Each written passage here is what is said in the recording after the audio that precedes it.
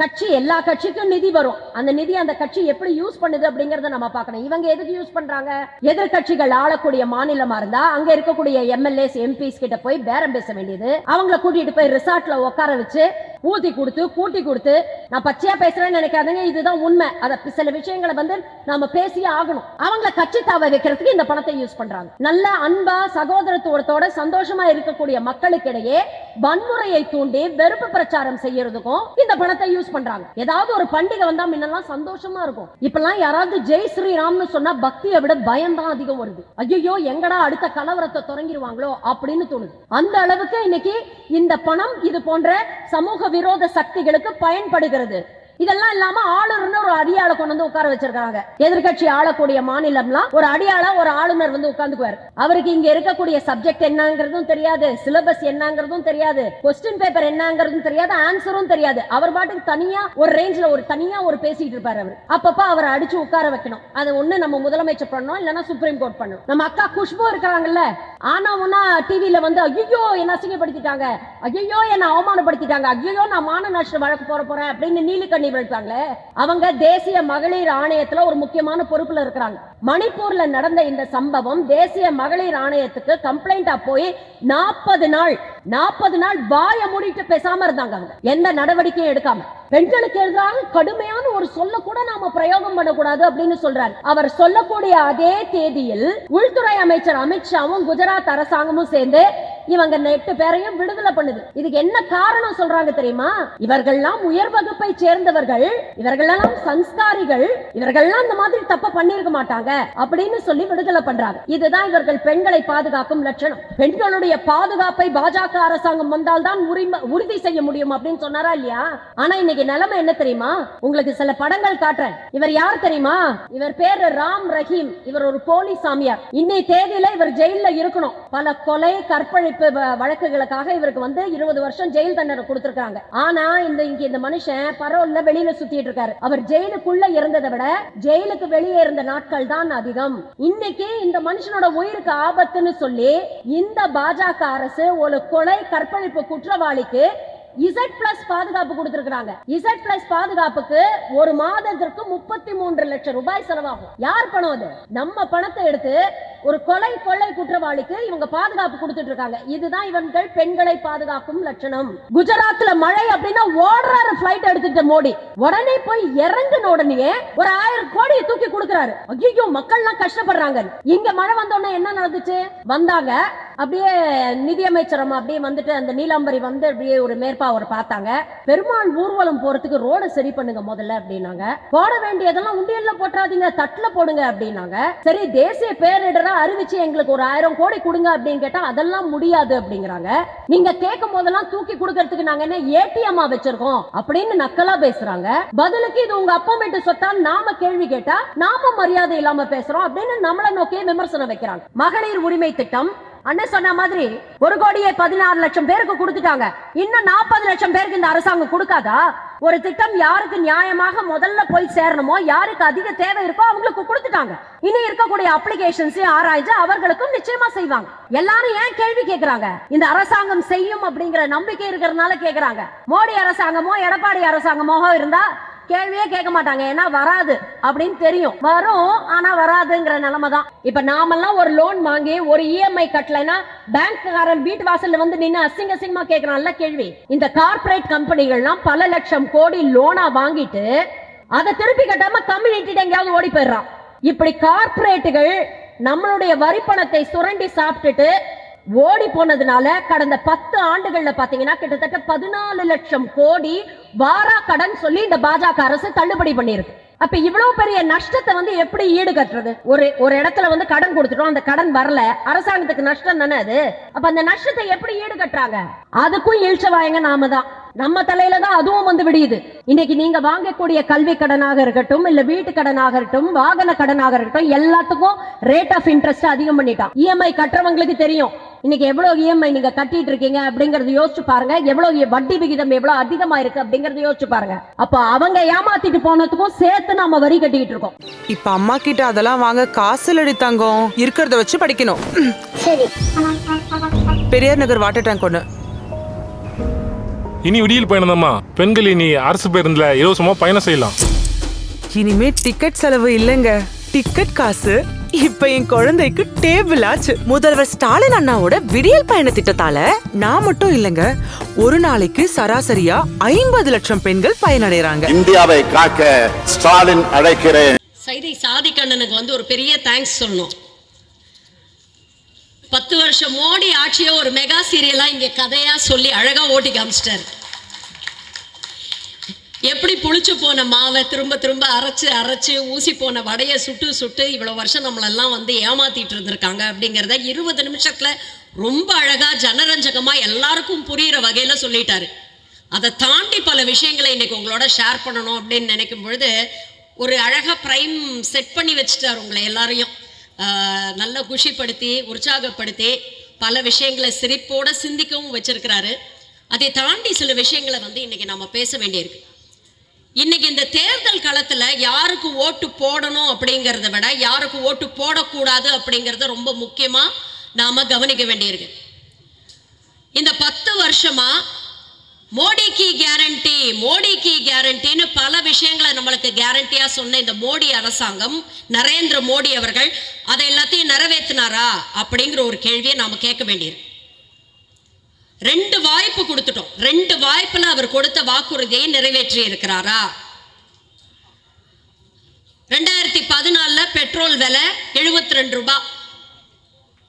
அப்போ கச்சா எண்ணெயோட விலை $133 ஒரு பேரல், $133 ஒரு பேரல் கச்சா எண்ணெய். ஆனா அன்னைக்கு இருந்த மன்மோகன் சிங் ஆட்சி இதனுடைய விளைவு வந்து மக்கள்ல போய் இந்த பலு போடக்கூடாது, மக்களை நாம கஷ்டப்படக்கூடாது அப்படிங்கிறதுக்காக எக்ஸைஸ் டாக்ஸ் எல்லாம் வைக்காம நமக்கு 71 ரூபாய்க்கு பெட்ரோல் கொடுக்குறாங்க. 10 வருஷத்துக்கு அப்புறம் இன்னைக்கு 10 வருஷம் மோடி ஆட்சிக்கு அப்புறம் இன்னைக்கு பெட்ரோல் 1 லிட்டர் விலை 103 ரூபாய். ஆனா கச்சா எண்ணெயோட விலை என்ன தெரியுமா? வெறும் 83 ரூபாய் ஒரு பேரல். அப்ப இந்த லாபம் எல்லாம் யாருக்கு போகுது அப்படிங்கறத யோசிச்சு பாருங்க. இந்த எண்ணெயை வைத்து வியாபாரம் செய்யக்கூடிய கார்ப்பரேட்டுகளுக்கு இந்த லாபம் எல்லாம் போகுது. ஆனா ஆட்சிக்கு வரும்போது என்ன சொன்னாரு? எனக்கு 50 நாள் கொடுங்க, பெட்ரோல் விலையை நான் 50 ரூபாய்க்கு கொண்டு வந்து காமிக்கிறேன்னு சொன்னாரு. 3650 நாட்கள் கொடுத்துட்டோம் நாம. ஆனா இன்னி வரைக்கும் பெட்ரோல் டீசல் விலையை இந்த 10 வருஷத்துல ஒரு தடவை கூட இவங்க குறைக்கல. அப்ப மோடியோட கேரண்டியை நம்பலாமா?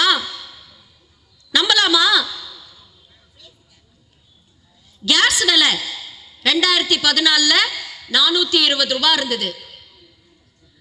10 வருஷத்துல ஏறி இன்னைக்கு 1200 ரூபாய்க்கு வந்துருச்சு. இப்ப பெண்களுக்கெல்லாம் நான் வந்து பரிசு கொடுக்கறேன் அப்படின்னு எலெக்ஷன் வருதுல்ல, அதுக்காக ஒரு 100 200 குறைச்சு இன்னைக்கு 900 ரூபாயில கொண்டு வந்து நிறுத்தி இருக்கிறாங்க. அப்ப மோடியுடைய கேரண்டியை நம்பலாமா? சிலிண்டரை தூக்கிக்கிட்டு இங்க இருக்கக்கூடிய தமிழிசை சவுந்தரராஜனும் ஸ்மிருதி இரானி போன்ற அமைச்சர்களும் தெருவில் வந்து போராட்டம் பண்ணாங்க. காங்கிரஸ் ஆட்சி காலத்துல 400 ரூபாய் விற்குது, பெட்ரோல் விலை பதபதைக்க வைக்கிறது, டீசல் விலை திணறடிக்கிறது அப்படின்லாம் பேசினாங்க. அப்ப மோடியுடைய கேரண்டியை மீண்டும் நம்பலாமா? வேலையில்லா திண்டாட்டம். இன்னைக்கு நாட்டுல வந்து இளைஞர்களுடைய மக்கள் தொகை தான் மிக அதிகமா இருக்கு. உலகத்திலே மக்கள் தொகையில இந்தியா தான் நம்பர் 1. அதுல இளைஞர்களுடைய மக்கள் தொகை மிகவும் அதிகமா இருக்கு. அங்க வேலை வாய்ப்பு பாத்தீங்கன்னா 83% இந்தியர்களுக்கு வேலை வாய்ப்பு இல்லை. ஆனா மோடி 2014 வரும்போது என்ன சொன்னாரு? வருஷத்துக்கு 2 கோடி வேலை வாய்ப்புகளை உருவாக்குவோம் அப்படின்னாரு. அப்படி பார்த்தா இந்த 10 வருஷத்துல 20 கோடி வேலை வாய்ப்பு வந்திருக்கணுமா இல்லையா? ஆனா இன்னைக்கு நிலைமை என்ன தெரியுமா? அரசாங்க நிறுவனங்களில் 30 லட்சம் வேலைகள் காலியாக இருக்கு. காங்கிரஸ் ஆட்சி காலத்துல 60 ஆண்டு ஆட்சி காலத்துல கிட்டத்தட்ட 123 பொதுத்துறை நிறுவனங்களை ரெடி பண்ணி வச்சாங்க. எதுக்கு? பொதுத்துறை நிறுவனங்கள் வந்து லாபம் சம்பாதிச்சா அந்த லாபம் வந்து மக்களாகிய அங்க வேலை செய்யக்கூடிய அந்த மக்களுக்கு போகும். அப்ப அடித்தட்டு மக்கள் கையில கூட காசு போறலாம், அப்ப பொருளாதாரம் வளரும் அப்படிங்கிறதுக்காக தானே. ஆனா இவங்க என்ன பண்ணாங்க? ஒவ்வொரு பொதுத்துறையா எடுத்து தனியாருக்கு தாரவாத்து கொடுத்துட்டாங்க. அது கொடுக்கும் போது என்ன சொன்னாங்க? தனியார்கிட்ட கொடுத்தா அவங்க வந்து மென்மேலும் வேலை வாய்ப்புகளை உருவாக்குவாங்க அப்படின்னாங்க. ஆனா இன்னைக்கு தனியார் நிறுவனங்களிலும் வேலை வாய்ப்பு இல்லை. சாதிக் சொன்ன மாதிரி திடீர்னு ஒரு நாளைக்கு முழிச்சுக்கிட்டு அவர் எங்கேருந்து ஞானோதயம் வந்ததோ நடக்கல. அன்னைக்கு நைட்டு ஒருவேளை இந்த எங்க சின்ன ராசான்னு ஒரு பாக்யராஜ் படம் வந்தது தெரியுமா, அதை பார்த்துருப்பாரு. அதுல பாத்தீங்கன்னா இந்த மெத்தக்குள்ள தலையணைக்குள்ள எல்லாம் நிறைய கருப்பு பணத்தை சுருட்டி வச்சிருப்பாங்க. அதை பார்த்தோன்னே எனக்கு அப்படியே டக்குன்னு ஒரு ஐடியா தோணிடுச்சு. இன்று இரவிலிருந்து 500 ரூபாய் நோட்டும் 1000 ரூபாய் நோட்டும் செல்லாது. எவ்வளவு பேர் தவிச்சிட்டு, எவ்வளவு ஏழை எளிய மக்கள் ஒரு நாள் வேலை வாய்ப்பெல்லாம் ஓரம் கட்டி வச்சுட்டு பேங்க் வாசல்லையும் ஏடிஎம் வாசல்லையும் கியூல நின்று இருப்பீங்க. இங்க எவ்வளவு பேர் நின்னீங்க? உங்களுக்கு அந்த அனுபவம் இருக்கும். எவ்வளவு பேர் நின்னீங்க? கை தூக்குங்க பாப்போம். நம்மளுடைய அத்தியாவசிய வேலை வருமானத்தெல்லாம் விட்டுட்டு ஏடிஎம் வாசல்லையும் பேங்க் வாசல்லையும் வெயில்ல கால் கடுக்க நாம நின்றுட்டு இருந்தோம். எத்தனை பேர் இறந்து விழுந்தாங்க. ஆனா அதெல்லாம் பத்தி இந்த மோடி அரசாங்கம் கவலைப்பட்டுதா? கருப்பு பணத்தை திருப்பி கொண்டு வருவோம் சொன்னாங்க. ஆனா உண்மையிலேயே கார்ப்பரேட்டுகளுக்கு இந்த கருப்பு பணத்தை எல்லாம் வெள்ளை பணமாக மாற்றுவதற்கு இந்த டிமானிட்டைசேஷன் ரொம்ப ஹெல்ப்ஃபுல்லா இருந்தது. ஜிஎஸ்டி அப்படிங்கிற பேர்ல எல்லாத்துலயும் வரி. நம்ம இப்போ மூச்சு விடுறோம், இந்த ஆக்சிஜன் ஒண்ணுக்கு தான் இந்த அரசாங்கம் வரி போடல, எல்லாத்துக்கும் வரி. நீங்க வாங்கக்கூடிய ஒரு சோப்பு, சீப்பு, சேஃப்டி பின்ல இருந்து எல்லாத்துக்கும் இன்னைக்கு நீங்க வரி கட்டிட்டு இருக்கீங்க. வெறும் பெரிய பெரிய நிறுவனங்கள் கார்ப்பரேட் மட்டும் வரி கட்டல, அவங்கள விட அதிகமா நாம தான் வரி கட்டிட்டு இருக்கோம். இப்படி கஷ்டப்பட்டு உழைச்சு சம்பாதிச்சு நாம கொண்டு போய் கொடுக்கிறோம் இல்லையா வரி. அந்த வரியில இவங்க என்ன பண்றாங்க? பெரிய பெரிய கார்ப்பரேட் கம்பெனிகளுக்கு, அம்பானிக்கும் அதானிக்கும் லோன் கொடுக்கறாங்க. சரி, லோன் வாங்கினோமா அதை ஒழுங்கா திருப்பி கட்டணுமா இல்லையா?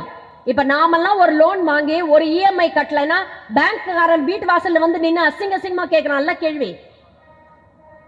இந்த கார்ப்பரேட் கம்பெனிகள்லாம் பல லட்சம் கோடி லோனா வாங்கிட்டு அதை திருப்பி கட்டாம கம்யூனிட்டி எங்கேயாவது ஓடி போயிடுறான்.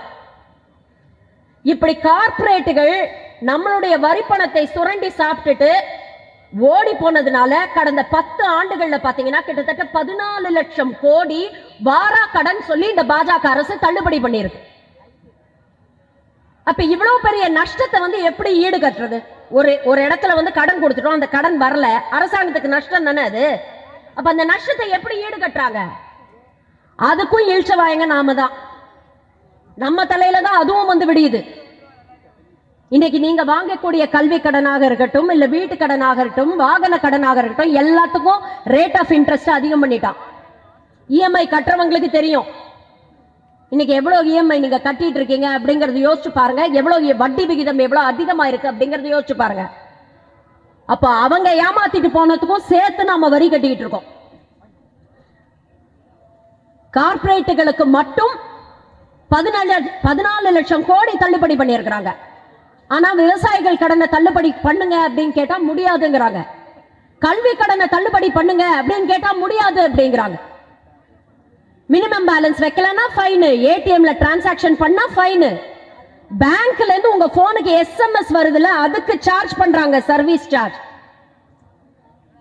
இப்படி நம்மளை சுரண்டி சுரண்டி இந்த 5 ஆண்டுகள்ல 35 கோடி வரைக்கும் இந்த பாஜக அரசு சம்பாதிச்சிருக்கு. சரி, இவ்வளவு நம்ம கஷ்டப்பட்டு கட்டுறோம்ல, ஒழியுது போ, நாங்க கொடுக்கிறோம், எங்களுக்கு நியாயமா வந்து சேர வேண்டியதை திருப்பி கொடுங்க அப்படின்னு மாண்புமிகு முதலமைச்சர் கேட்கிறார். 1 ரூபா கொடுக்கிறோம், எங்களுக்கு நியாயமா சேர வேண்டியதை கொடுங்க, நாங்க பாத்துக்கிறோம், எங்க மாநில மக்களுடைய நலனை நாங்க பாத்துக்கிறோம் கேட்கிறார். 1 ரூபா கொடுத்தா 29 பைசா கொடுக்கறாங்க. அந்த 29 பைசா கொடுக்கறதுக்கு எவ்வளவு பேச்சு பேசுறாங்க.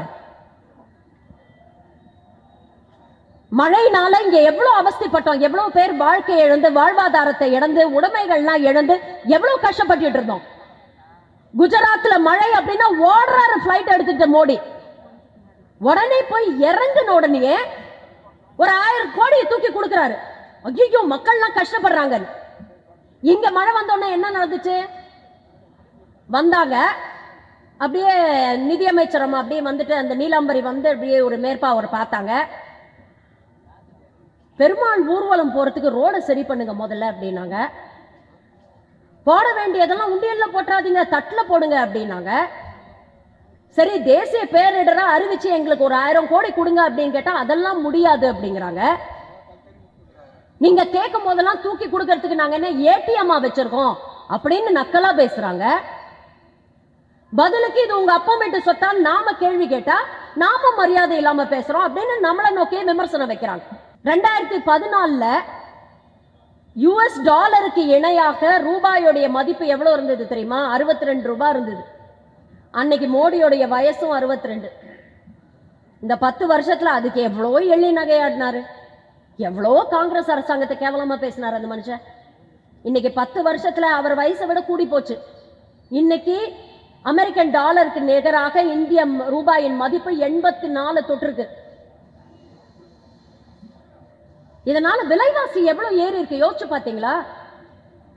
பெட்ரோல் டீசல் விலை உயர்வுனால எவ்வளவு விலைவாசி ஏறி இருக்கு. 10 வருஷம் முன்னால நாம வாங்கின அரிசிக்கும் பருப்புக்கும் இன்னைக்கு என்ன விலை கொடுத்துட்டு இருக்கோம் யோசிச்சு பாருங்க.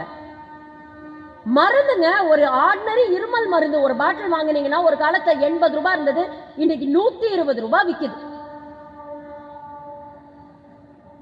இப்படி ஒட்டுமொத்த சுமையும் தூக்கி ஏழை எளிய நடுத்தர மக்கள் மீது வச்சுட்டு கார்பரேட்டுகளுக்கு இவனுங்க வந்து வேலை பார்த்துட்டு இருக்கானுங்க. சரி, இதெல்லாம் ஒரு பக்கம். 2014 இந்த நிர்பயா வழக்கு டெல்லியில எவ்வளவு பிரபலமா பேசப்பட்டது, எவ்வளவு நாம பார்த்தோம். ஒரு பஸ்ல ஒரு பெண்ணை கூட்டு பாலியல் வன்கொடுமை செஞ்சு அந்த பொண்ணு எவ்வளவு கஷ்டப்பட்டது, இதெல்லாம் நம்ம பார்த்தோம். நாடே பரபரப்பா பேசிச்சுல்ல. அப்ப பிரதமர் மோடி என்ன சொன்னாரு? பெண்களுடைய பாதுகாப்பை பாஜக அரசாங்கம் வந்தால்தான் உறுதி செய்ய முடியும் அப்படின்னு சொன்னாரா இல்லையா? ஆனா இன்னைக்கு நிலைமை என்ன தெரியுமா? உங்களுக்கு சில படங்கள் காட்டுறேன். இவர் யார் தெரியுமா? இவர் பேரு ராம் ரஹீம். இவர் ஒரு போலி சாமியார். இன்னை தேதியில இவர் ஜெயில இருக்கணும். பல கொலை கற்பழிப்பு வழக்குகளுக்காக இவருக்கு வந்து 20 வருஷம் ஜெயில் தண்டனை கொடுத்திருக்காங்க. ஆனா இந்த மனுஷன் பரோல்ல வெளியில சுத்திட்டு இருக்காரு. அவர் ஜெயிலுக்குள்ள இருந்ததை விட ஜெயிலுக்கு வெளியே இருந்த நாட்கள் தான் அதிகம். இன்னைக்கு இந்த மனுஷனோட உயிருக்கு ஆபத்துன்னு சொல்லி இந்த பாஜக அரசு ஒரு கொலை கற்பழிப்பு குற்றவாளிக்கு Z+ பாதுகாப்பு கொடுத்திருக்கிறாங்க. Z+ பாதுகாப்புக்கு ஒரு மாதத்திற்கு 33 லட்சம் ரூபாய் செலவாகும். யார் பணம் அது? நம்ம பணத்தை எடுத்து ஒரு கொலை குற்றவாளிக்கு இவங்க பாதுகாப்பு கொடுத்துட்டு இருக்காங்க. இதுதான் இவர்கள் பெண்களை பாதுகாக்கும் லட்சணம். இவங்க யார் தெரியுமா? இந்த 8-10 பேரு. பில்கிஸ் பானு அப்படின்ற ஒரு பொண்ணு, உங்க எல்லாருக்கும் ஞாபகம் இருக்கும். 2002ஆம் ஆண்டு பிரதமர் மோடி வந்து குஜராத் சிஎம் இருக்கும் பொழுது கோத்ரா கலவரங்களில் கூட்டு பாலியல் வன்கொடுமை செய்யப்பட்டு பிரெக்னண்டா இருந்த பொண்ணை கூட்டு பாலியல் வன்கொடுமை செஞ்சு தன் கண்ணுக்கு எதிர 2 வயது குழந்தையை கல்லுல இடிச்சு அந்த இடத்துல அந்த கண்ணு முன்னால அந்த குழந்தையை சாகடிச்சாங்க. ஒரு நீண்ட நெடிய சட்ட போராட்டத்துக்கு அப்புறம் அந்த பொண்ணு இவங்க 8 பேருக்கும் தண்டனை வாங்கி கொடுக்குது. அதுக்கப்புறம் பாத்தீங்கன்னா 75வது சுதந்திர நாள் அன்னைக்கு பிரதமர் மோடி மேடையில பேசுறாரு.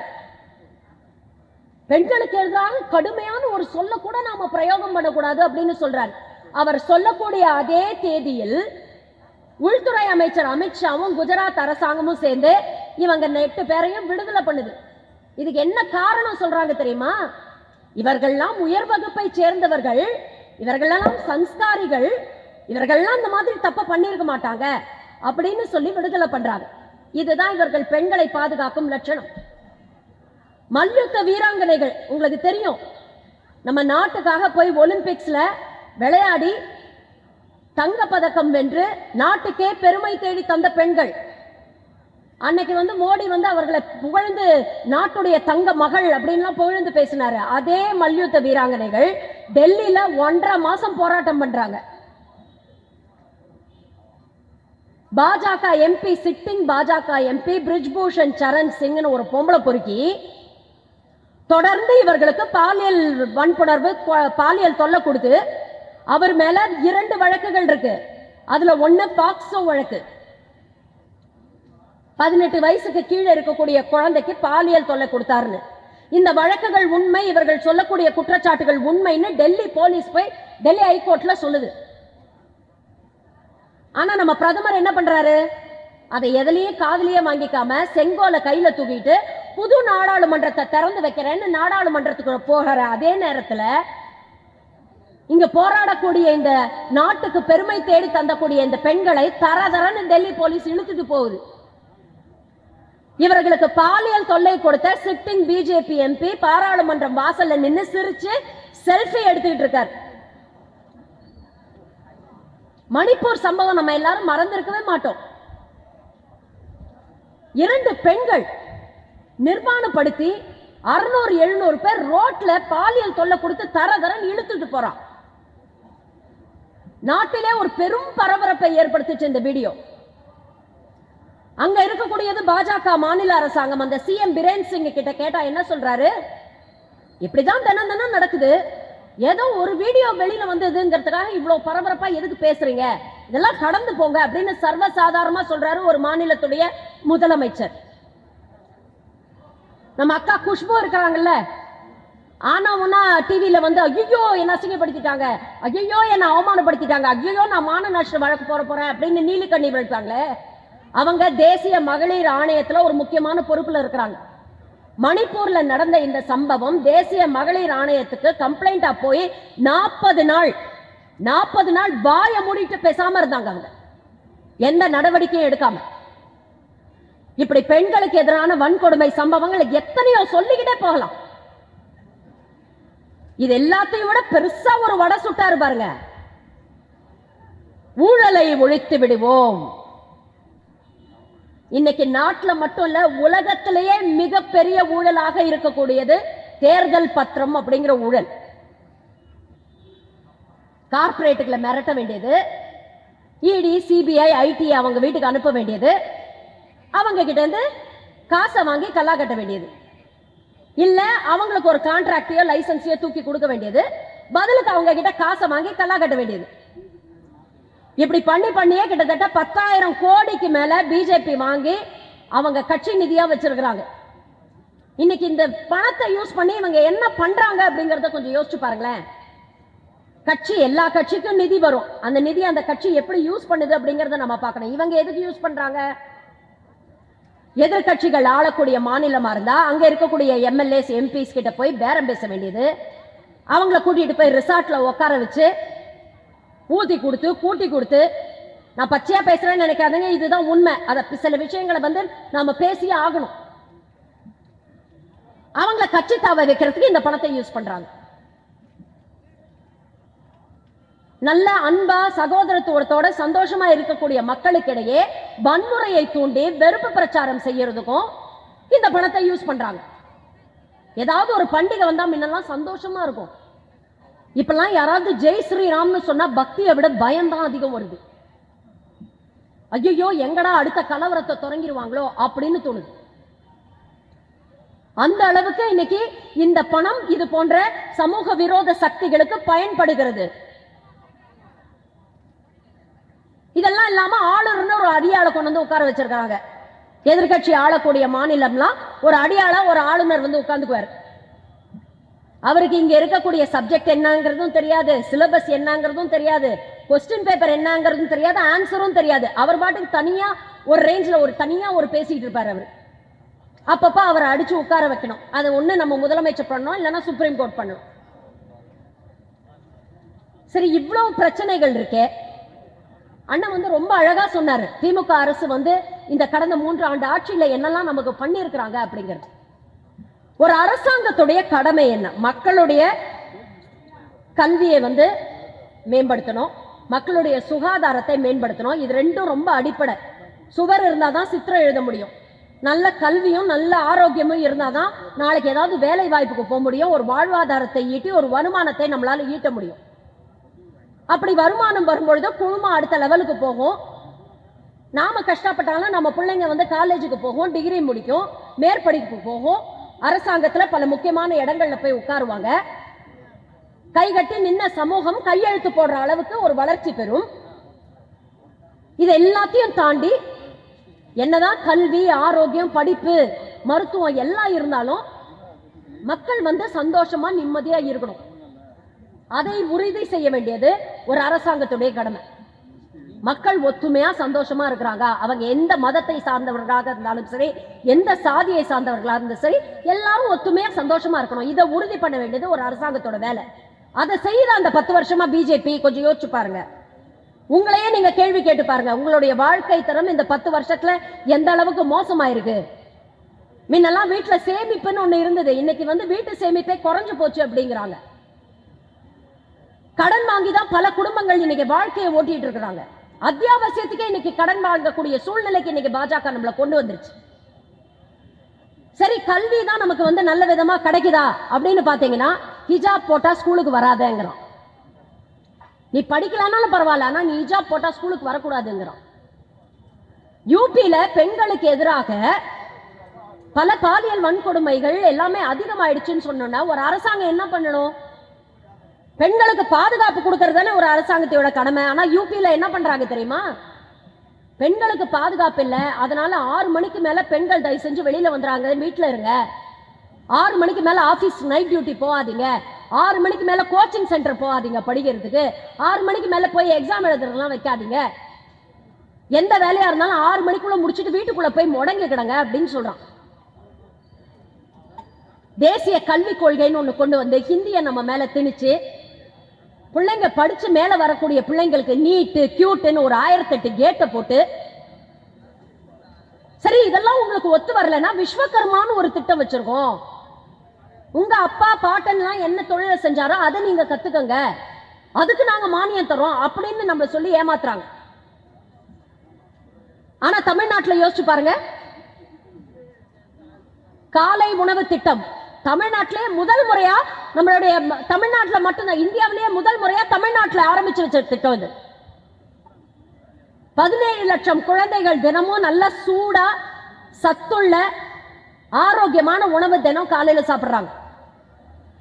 ஒரு திட்டத்துடைய மதிப்பு, ஒரு திட்டம் எந்த அளவுக்கு ஒரு சமூகத்துல ஒரு பாசிட்டிவான ஒரு மாற்றத்தை ஏற்படுத்தி இருக்குன்னா, அந்த திட்டத்தை ஆய்வு செய்யும் போது தெரியும் எவ்வளவு பேர் பயன்பெற்று இருக்காங்க, இதனால என்னென்ன நன்மைகள் வந்திருக்கு அப்படின்னு. அப்படி சமீபத்தில் இந்த காலை உணவு திட்டத்தை ஆய்வு செஞ்சோட என்ன சொல்லி இருக்கிறாங்கன்னா, வருகை பதிவேடில் 90% மேல அட்டெண்டன்ஸ் வந்திருக்கு. பிள்ளைங்க அழகா ஸ்கூலுக்கு வராங்க. ஏன்னா பெற்றோருக்கு டென்ஷன் இல்லை. காலையில இருந்து குழந்தைக்கு ஒண்ணு சமைக்கணும், அது சாப்பிட்டுச்சோ இல்லையோ, ஐயோ பசையோட போய் ஸ்கூல்ல உட்கார்ந்து இருக்கிறேன் அப்படிங்கிற கவலை எல்லாம் இல்ல. காலையில எழுப்பி கிளப்பி ஸ்கூலுக்கு அனுப்புறாங்க. பிள்ளைகளுடைய கற்றல் திறன் அதிகரிச்சிருக்கு அப்படின்னு ஒரு ஆய்வு சொல்லுது. இது எந்த அளவுக்கு ஒரு சிறப்பான திட்டமா இருக்குன்னு பாத்தீங்கன்னா, நம்ம நாட்டுல மட்டும் இல்ல, போன வாரம் பாத்தீங்கன்னா கனடா நாட்டுடைய பிரதமர் இதே திட்டத்தை அங்க அறிவிக்கிறார். அப்ப இன்னைக்கு திராவிட மாடல் இந்தியாவுக்கு மட்டும் இல்ல, உலக அளவில் ஒரு வழிகாட்டியாக இருக்கிறது. அப்படிப்பட்ட சிறப்பான மக்கள் திட்டங்களை 3 வருஷத்துல நிறைய திட்டங்கள் அண்ணன் நிறைய சொன்னாரு. இலவச பஸ் பயணம், புதுமை பெண் திட்டம், கற்றல் திறனை அதிகரிக்க நான் முதல்வன் திட்டம், ஹாஸ்டல் ஃபெசிலிட்டிஸ். வெளியூர்ல போய் வேலை செய்யறீங்கன்னா ஹாஸ்டல் இலவசமா நீங்க போய் தங்கலாம், குறைந்த கட்டணம் தான் அதுக்கு. பெண்களுக்கான பாதுகாப்பு உறுதி செய்யப்படும். நம்ம பிள்ளை எங்கேயோ வெளியூர்ல போய் வேலை செய்யுது அப்படின்னா பாதுகாப்பா இருக்கணும்னு நம்ம நினைக்க மாட்டோமா? மகளிர் உரிமை திட்டம் அண்ணன் சொன்ன மாதிரி 1,16,00,000 பேருக்கு கொடுத்துட்டாங்க. இன்னும் 40 லட்சம் பேருக்கு இந்த அரசாங்கம் கொடுக்காதா? ஒரு திட்டம் யாருக்கு நியாயமாக முதல்ல போய் சேரணுமோ, யாருக்கு அதிக தேவை இருக்கோ அவங்களுக்கு கொடுத்துட்டாங்க. இனி இருக்கக்கூடிய அப்ளிகேஷன்ஸ் ஆராய்ச்சி அவர்களுக்கும் நிச்சயமா செய்வாங்க.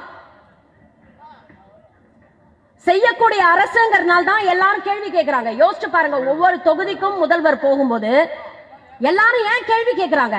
இந்த அரசாங்கம் செய்யும் அப்படிங்கிற நம்பிக்கை இருக்கிறதுனால கேட்கிறாங்க. மோடி அரசாங்கமோ எடப்பாடி அரசாங்கமோ இருந்தா கேள்வியே கேட்க மாட்டாங்க. ஏன்னா வராது அப்படின்னு தெரியும். வரும் ஆனா வராதுங்கிற நிலைமை தான். அதே மாதிரி இல்லம் தேடி கல்வி, மக்களை தேடி மருத்துவம், நம்மை காக்கும் 48 3 வருஷத்துல என்னெல்லாம் ஸ்கீம்ஸ் டிஎம்கே அரசாங்கம் கொண்டு வந்துச்சுன்னா விரல் விட்டு எண்ணிடலாம். டக்கு டக்கு டக்கு டக்குன்னு சொல்லலாம்.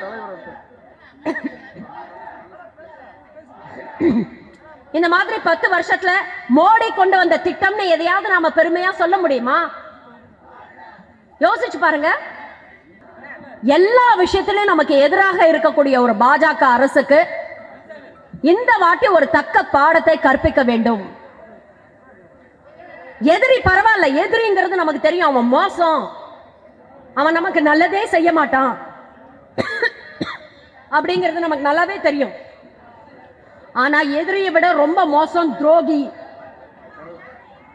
நம்ம கூடவே இருந்து குழி பறிக்கிறான் பாரு, அவனை தான் நம்பவே கூடாது. அப்படிப்பட்ட ஒரு விஷயத்தை தான்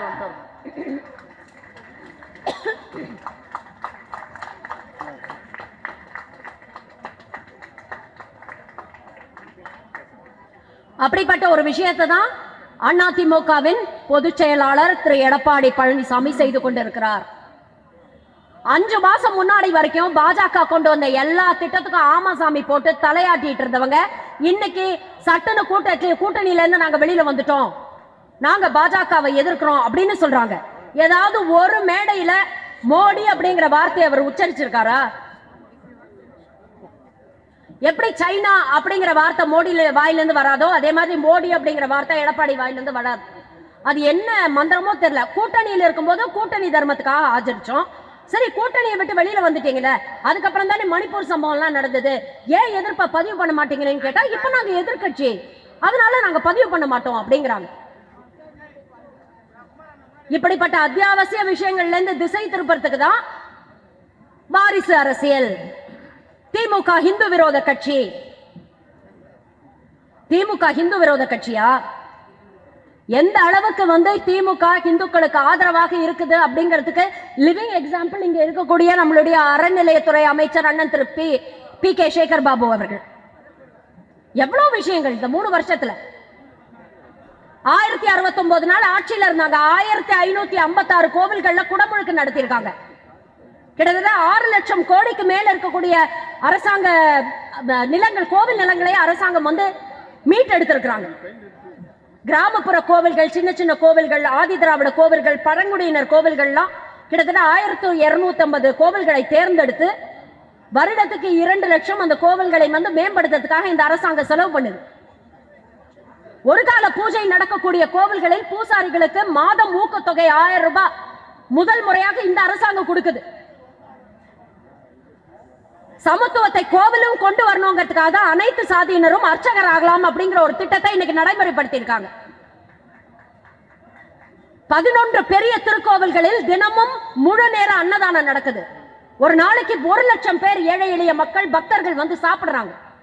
மருத்துவமனைகள், கோவில் வளாகங்களில் மருத்துவமனைகள் 5 லட்சம் பேருக்கு மருத்துவ உதவி கொடுக்கறாங்க. கோவில் சார்பாக நடத்தக்கூடிய பள்ளிகளில், கல்லூரிகளில் கிட்டத்தட்ட 25,000 குழந்தைங்க படிக்கிறாங்க. இப்ப சொல்லுங்க, திமுக இந்து விரோத கட்சியா? ஆனா இப்படிப்பட்ட விஷயங்கள் எல்லாம் சொல்லி தொடர்ந்து நம்மளை ஏமாத்திக்கிட்டு இருக்காங்க, திசை திருப்பிட்டு இருக்காங்க. இதுதான் நமக்கு கிடைக்கக்கூடிய கடைசி வாய்ப்பு. அண்ணன் எழுச்சி தமிழர் அவர்கள் தொடர்ந்து எல்லா மேடையும் சொல்லிட்டு இருக்காரு. முதல்வர் ஸ்டாலின் அவர்கள் தொடர்ந்து எல்லா மேடையும் சொல்லிட்டு இருக்காங்க. இந்த ஒரு வாய்ப்பை நாம நழுவ விட்டுட்டோம்னா அடுத்த எலெக்ஷன் ஒண்ணு நடக்கவே நடக்காது. மீண்டும் ஒரு முறை மோடி ஆட்சிக்கு வந்தால் எலெக்ஷன் ஒண்ணு நடக்கவே நடக்காது. அரசியலமைப்பு சட்டம்னு ஒண்ணு இருக்கவே இருக்காது. மக்களுடைய உரிமைகள் எல்லாம் பறிக்கப்படும். ஒரு சர்வாதிகார ஆட்சியாக இந்த ஆட்சி மாறும். அப்படிப்பட்ட விஷயங்கள் நடக்காம இருக்க, மாநில உரிமைகளை மீட்டெடுக்க இந்தியா கூட்டணி சார்பாக இருக்கக்கூடிய வெற்றி வேட்பாளர் டாக்டர் கலாநிதி வீராசாமி அவர்களுக்கு உங்கள் பொன்னான வாக்குகளை செலுத்தி இந்தியா கூட்டணியை வெற்றி பெற செய்வோம். நன்றி, வணக்கம்.